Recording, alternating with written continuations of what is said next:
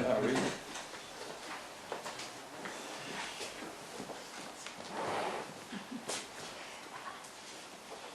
Alors, vous savez, j'aime bien voyager. Et puis, je voyage beaucoup moins maintenant. Hein. Mais bon, j'ai eu l'occasion de voyager régulièrement. Et ce qui est intéressant dans un voyage, c'est qu'on apprend toujours quelque chose. On voit des choses, on regarde, et je vais partager avec vous un petit peu de ce que j'ai appris pendant ce voyage. Alors, je vous invite à lire dans Éphésiens, dans l'épître aux Éphésiens, au chapitre 3, et on va lire donc du verset 14 à 21. Donc Éphésiens, chapitre 3, verset 14. Donc, tout le monde y est. À cause de cela, c'est une prière, hein, c'est une grande prière de l'apôtre Paul.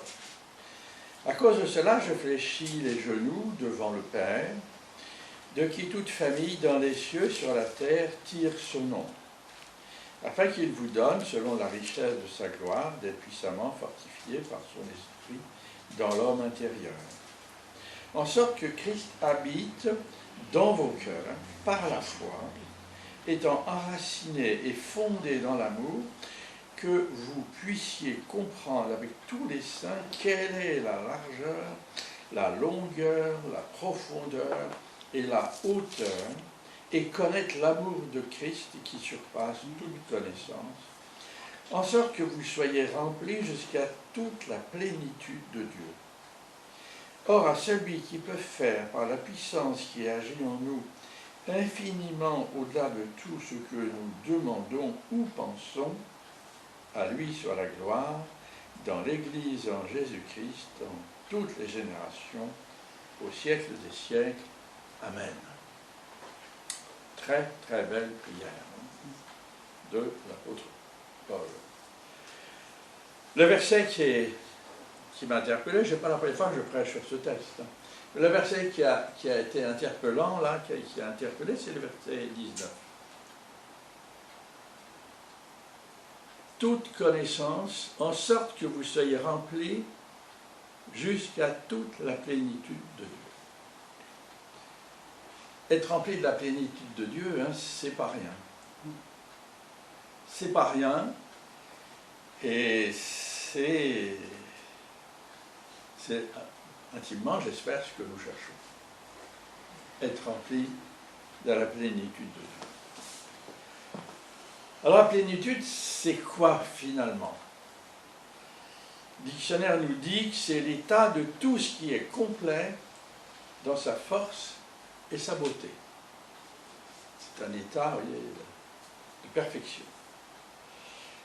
La plénitude de Dieu, et ça, c'est, nous dit un auteur, là, un auteur chrétien, il nous dit, c'est la richesse débordante de la grâce dont notre Dieu et céleste Père nous comble en son Fils Jésus-Christ. Ça, c'est la définition chrétienne. Je vais la relire, hein, c'est important.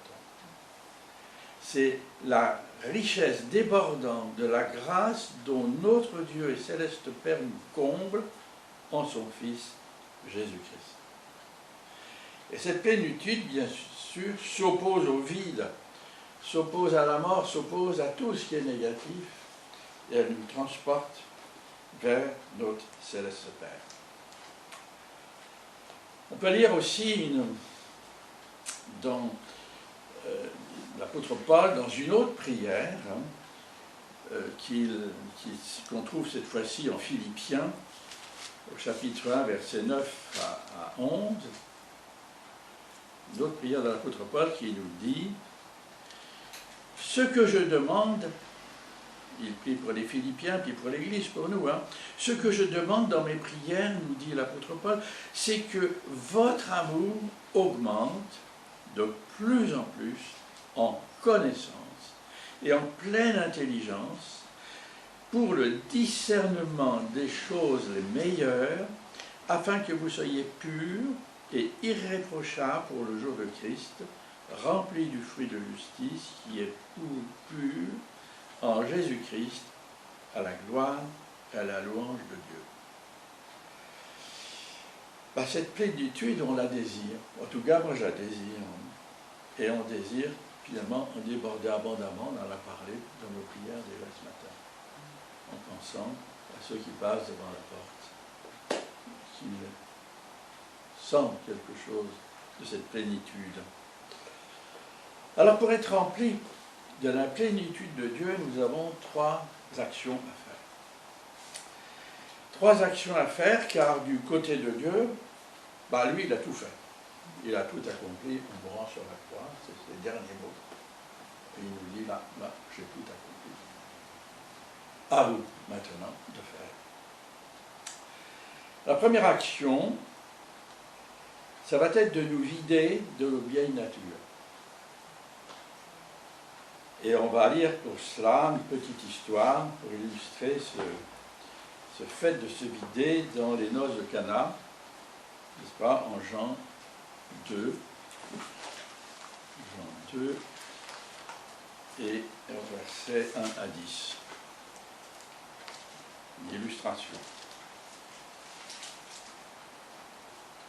Donc, 3 jours après, il y eut des noces à Cana, en Galilée. La mère de Jésus était là, et Jésus fut aussi invité aux noces avec ses disciples, et le vin ayant manqué, la mère de Jésus lui dit, « Il n'y a plus de vin. » Et Jésus lui répondit, « Femme, qu'y a-t-il entre moi et toi? Mon heure n'est pas encore venue. » Et sa mère dit au serviteur, « Faites tout ce qu'il vous dira. » Or, il y avait là 6 vases de pierre destinés aux purifications des Juifs, et contenant chacun 2 ou 3 mesures. Et Jésus leur dit, remplissez d'eau ces vases. Et ils les remplirent jusqu'au bord.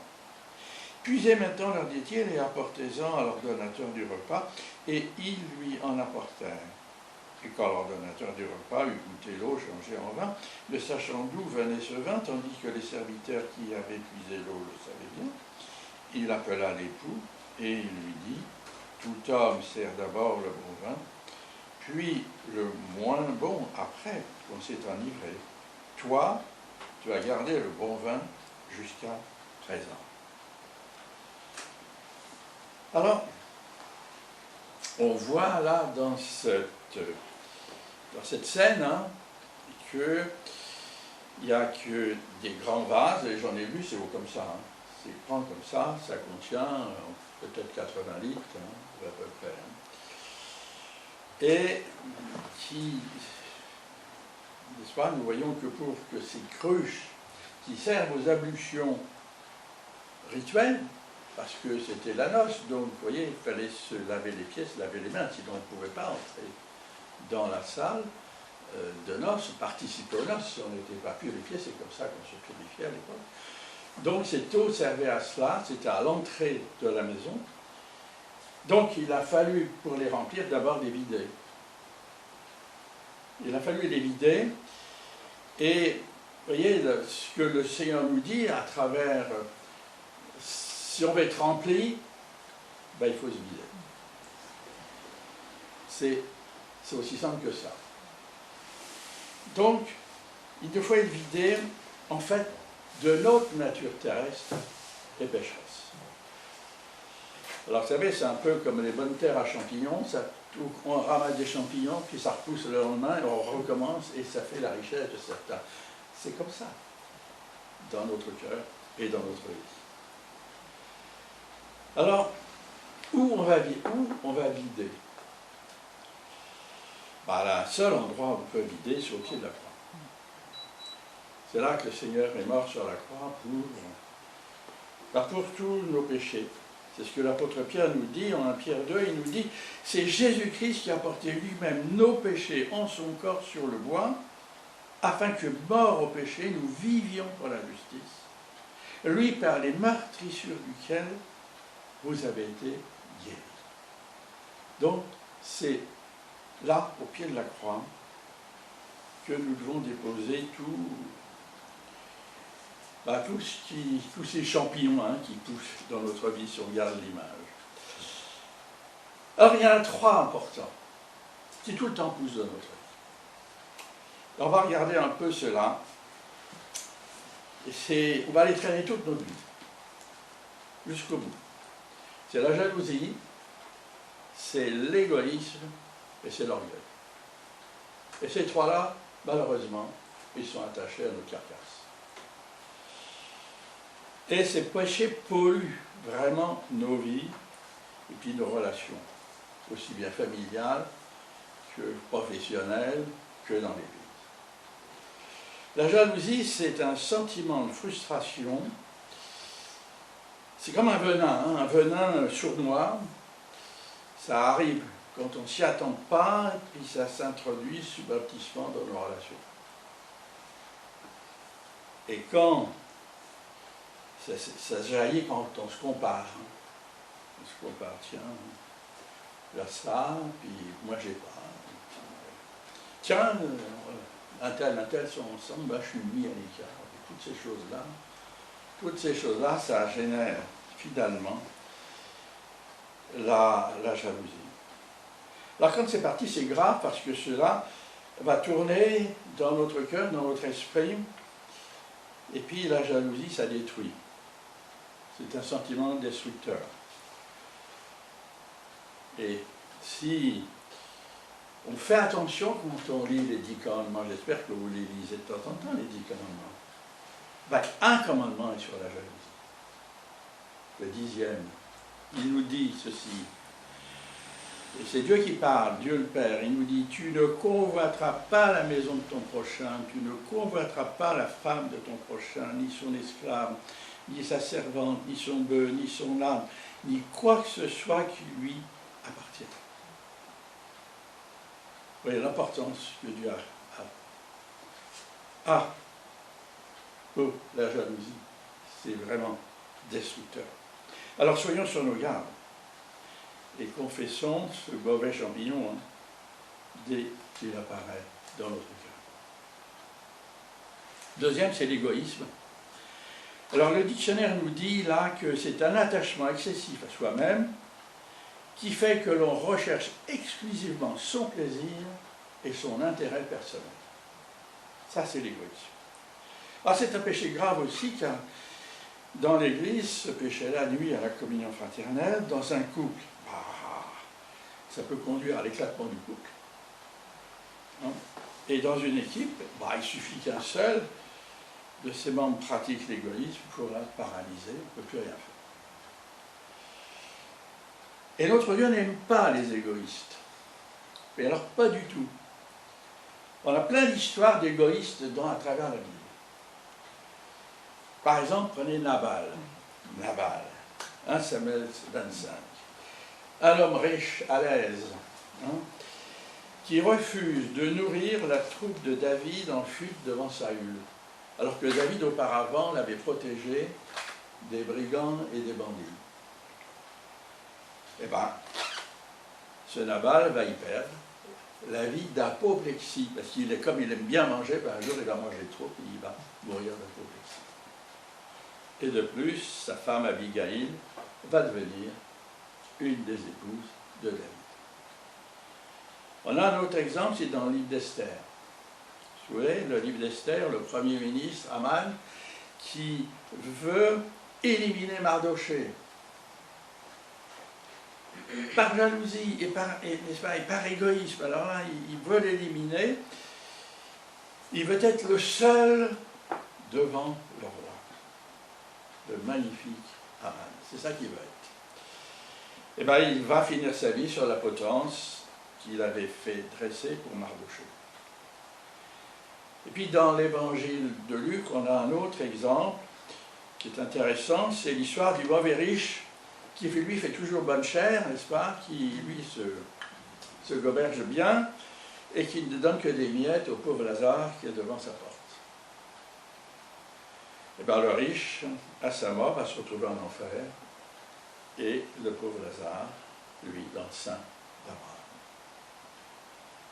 L'apôtre Paul nous enseigne la bonne conduite à tenir face à l'égoïsme. Il nous dit en Philippiens 2, au verset 3, il nous dit « Ne faites rien par esprit de parti ou par vaine gloire, mais que l'humilité vous fasse regarder les autres comme étant au-dessus de vous-même. Que chacun de vous, au lieu de considérer ses propres intérêts, considère aussi ceux des autres. Ayez en vous les sentiments qui étaient en Jésus-Christ. » Et puis le troisième gros champignon, le troisième gros péché, eh bien, c'est l'orgueil. L'orgueil, c'est une satisfaction d'amour-propre personnel qui nous donne un sentiment très avantageux de notre propre valeur aux dépens des autres personnes qui nous entourent. C'est une des définitions. On pourra en sortir plusieurs. Il me semble que celle-là est pas mal. Je recommence. C'est une satisfaction d'amour-propre personnel qui nous donne un sentiment très avantageux de notre propre valeur aux dépens des autres personnes qui nous entourent. Et bien sûr, les orgueilleux, ils ont un sentiment très avantageux de leur personne. Ce qui veut dire qu'il faut qu'ils soient salués et honorés, comme il se doit. C'est comme ça qu'ils se comportent, les orgueilleux. Et si on ne le fait pas autour d'eux, ben, il va jaillir des problèmes et des tensions. Vous voyez, l'orgueil, c'est quand même ravageur. C'est ravageur dans un couple, dans une équipe, dans une église. Et la parole de Dieu nous apprend que l'orgueil nous déforme. Ça nous déforme. Moi, j'ai découvert ça, j'étais étonné de vous faire partager, c'est étonnant. Parce que l'Écriture nous dit que l'orgueil nous fait enfler. On enfle. Et on peut enfler démesurément.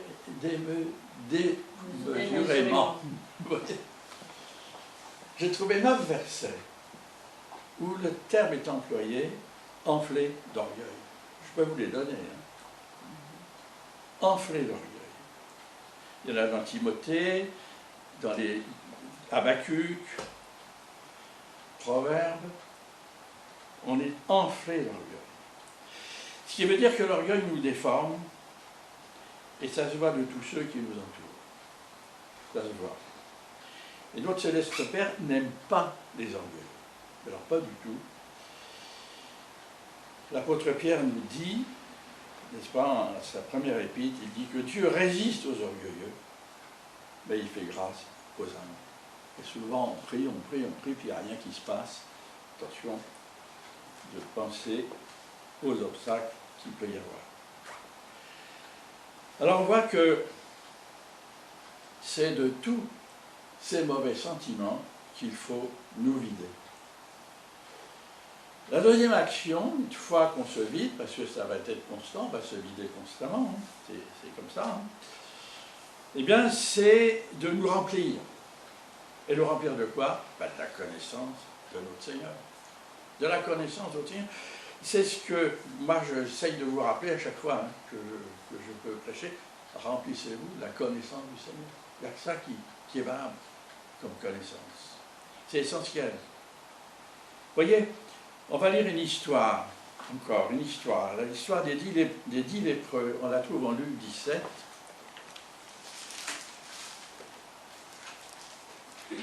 En Luc 17 et verset 11.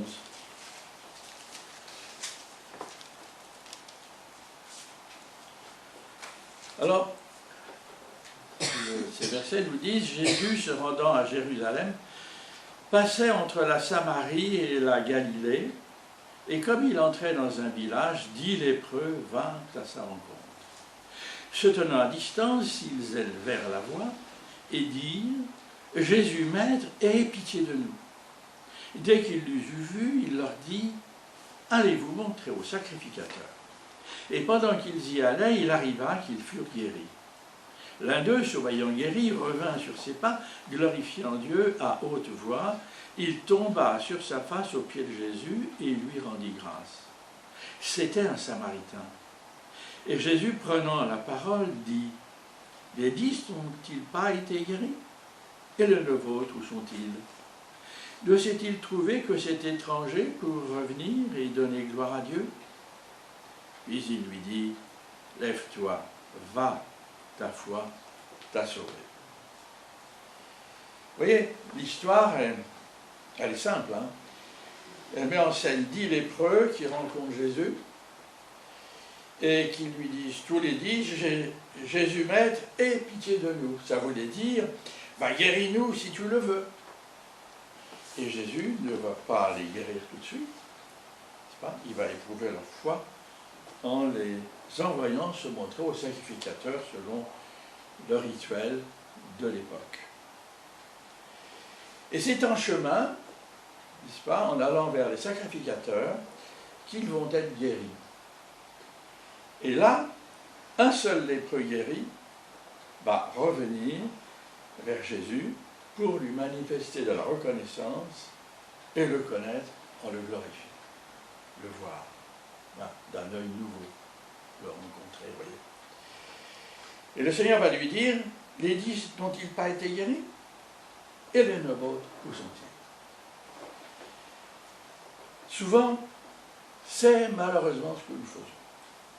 Nous sommes contents d'être sauvés, contents d'avoir une vie nouvelle, et puis on continue notre route. On continue notre route sans trop nous occuper de notre Sauveur, qui ne demande, lui, qu'à devenir notre Seigneur. C'est ça qu'il désire.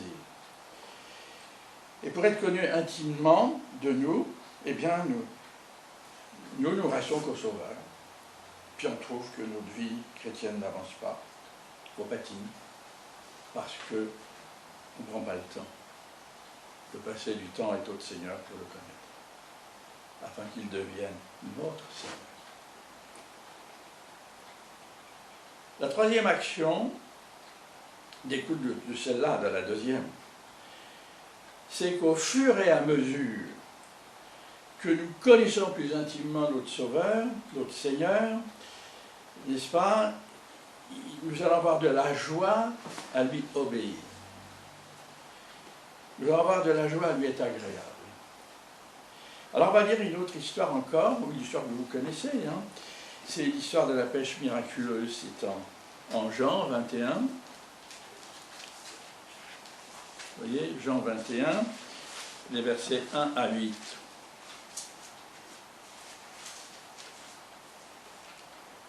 Après cela, Jésus se montra encore, c'est donc dans l'intervalle entre la résurrection du Seigneur et le jour de la Pentecôte. Après cela, Jésus se montra encore aux disciples sur les bords de la mer de Tibériade, et voici de quelle manière il se montra. Simon-Pierre, Thomas, appelé Didyme, Nathanaël de Cana en Galilée, les fils de Zébédée et 2 autres disciples de Jésus étaient ensemble. Simon-Pierre leur dit, je vais pêcher. Ils lui dirent, nous allons aussi avec toi. Ils sortirent et montèrent dans une barque, et cette nuit-là, ils ne prirent rien. Le matin étant venu, Jésus se trouva sur le rivage, mais les disciples ne savaient pas que c'était Jésus. Et Jésus leur dit, enfants, n'avez-vous rien à manger? Ils lui répondirent, non.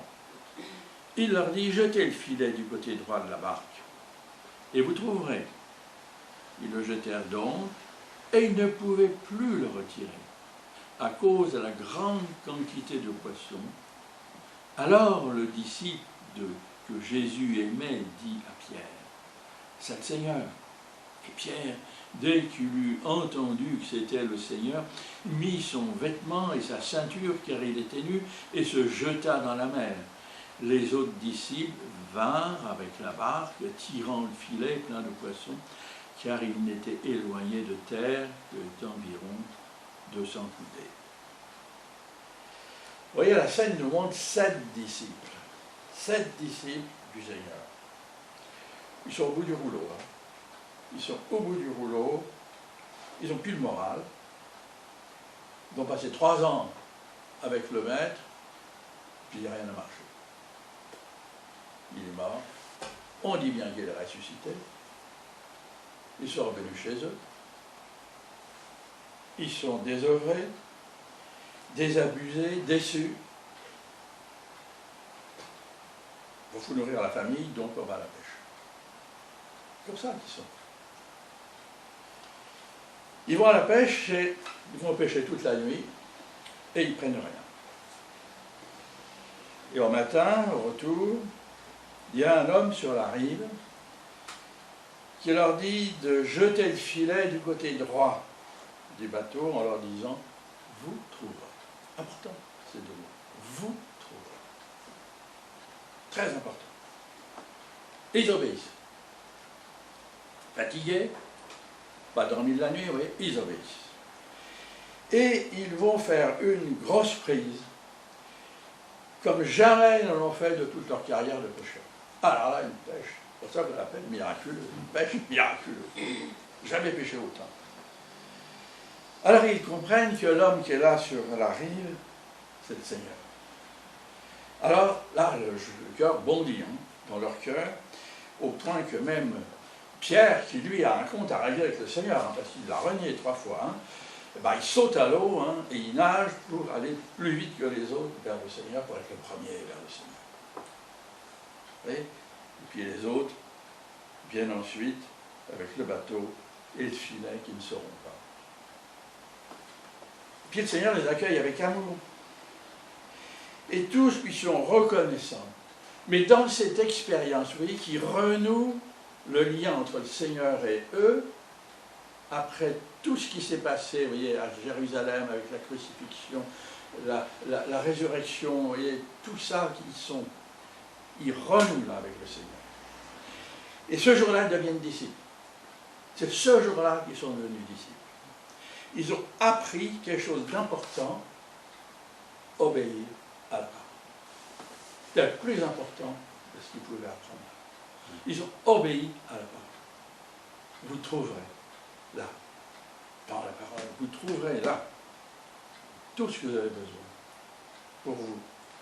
Et c'est ce que le Seigneur leur apprend et qui ne va jamais après les quitter de toute leur vie. Toute leur vie. Et ils vont écrire après la parole. Ils vont l'écrire. Vous voyez, obéir à la parole du Seigneur va déclencher l'amour. C'est ce miracle que ça va faire. Ça va déclencher l'amour pour Dieu dans notre cœur. Vous voyez, obéir et amour, c'est égal. Aujourd'hui, on a pollué ce terme d'obéir. Mais obéir, c'est aimer. On attend que nos enfants, ils fassent ce qu'on leur demande. Et ils le font, on est content. On voit qu'ils nous aiment, qu'ils nous respectent, qu'ils nous considèrent. Ben c'est pareil, notre relation avec Dieu est pareil. C'est pareil. L'apôtre Pierre nous dit, dans sa première épître, chapitre 1, il dit « Ayant purifié vos âmes en obéissant à la vérité pour avoir un amour fraternel sincère, aimez-vous ardemment les uns les autres. Et de tout votre cœur, puisque vous avez été régénérés, non par une semence corruptible, mais par une semence incorruptible, par la parole vivante et permanente de Dieu. » Voilà, la semence incorruptible, elle est là. Alors voyez, en résumé, pour que la plénitude de la grâce et de l'amour de notre Dieu, n'est-ce pas, soit en nous, repose en nous, soit agissante en nous, nous avons 3 actions à faire. 3 actions à mettre en œuvre avec la puissance du Saint-Esprit qui va nous y aider. Il va nous y aider. Vous voyez, la première, c'est se vider, faire le ménage dans notre vie. Important de faire le ménage au pied de la croix. N'est-ce pas? De toute notre personne naturelle et de tous nos péchés.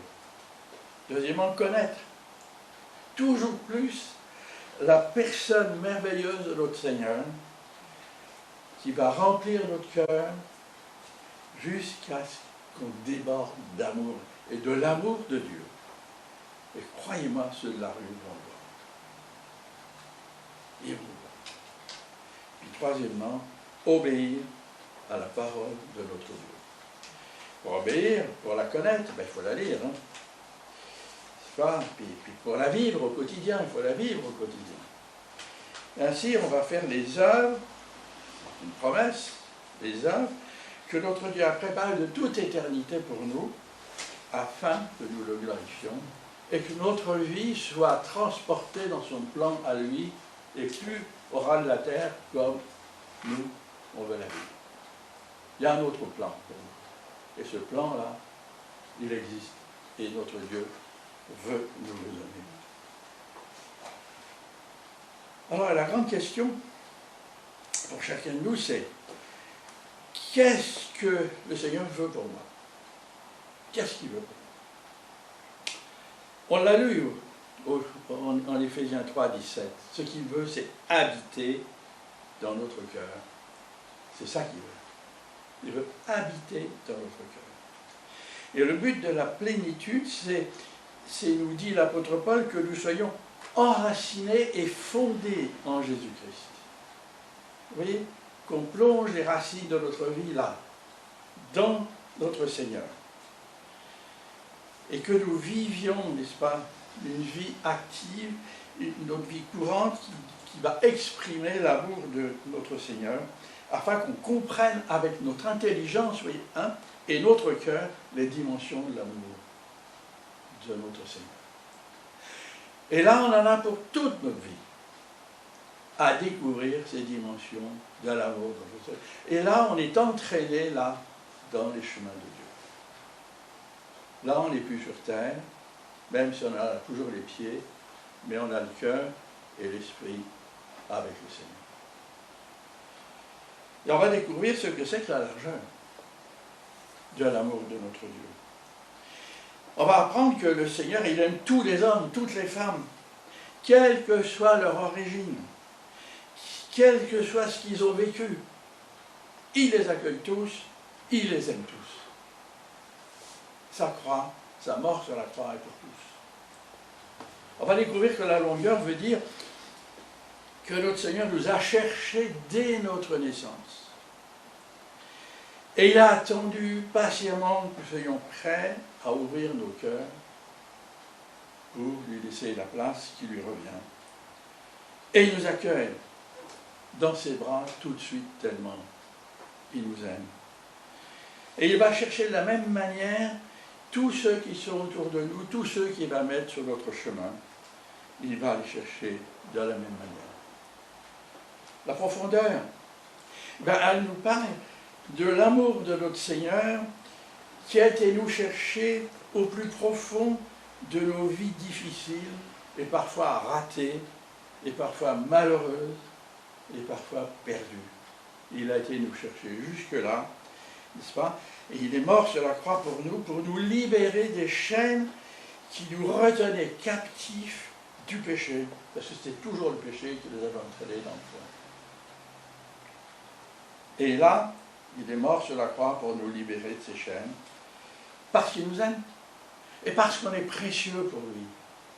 On n'est pas un numéro de sécurité, il n'y a pas de sécurité, vous voyez, on n'est pas ça.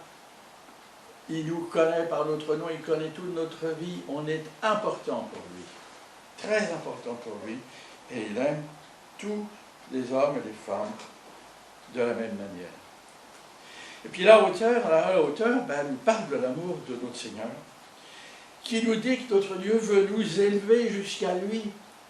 Il ne veut pas qu'on reste là au ras du sol, même si notre corps y reste, il veut nous élever jusqu'à lui. Notre Céleste Père veut devenir notre Dieu, n'est-ce pas? Notre Seigneur Jésus-Christ veut devenir notre frère. Il veut devenir, n'est-ce pas? Il est le chef de l'Église, il est la tête. Il veut nous emmener avec lui, là où il est, n'est-ce pas? Pour nous montrer la puissance de son amour. Car l'amour vrai, l'amour authentique, élève toujours, nous élève toujours vers notre Céleste Père, parce qu'il est le créateur de la vie et le créateur de l'amour. Et ce monde tel qu'il est créé ne peut fonctionner qu'avec de l'amour, et il fonctionne mal en ce moment parce qu'il n'y a pas d'amour. Et on chasse l'amour, le vrai. C'est ça que veut le Seigneur pour nous. Et c'est ça la plénitude. voyez, la plénitude, dans notre relation avec notre Seigneur Jésus-Christ, et entre nous, ben on en rêve, parce que c'est ça l'idéal. C'est ça l'idéal. L'apôtre Jean nous dit dans le prologue de son évangile, il nous dit au verset 16, « Nous avons tous reçu de sa plénitude et grâce sur grâce. » Vous voyez, il écrit ça à la fin de sa vie, il a écrit l'évangile, il devait avoir 70 ans, à peu près. Il avait vécu pour pouvoir écrire cette vérité. Nous avons tous reçu de sa plénitude et grâce sur grâce. Et ça, c'est pour tous. Pour tout le monde. Tout le monde. Il faut savoir si on le veut. Si on le veut.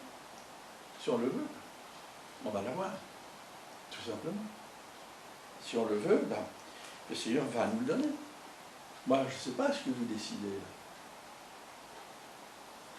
Vouloir cette plénitude. Vivre dans cette intimité avec le Seigneur. N'est-ce pas? Vivre dans la joie de connaître le Seigneur.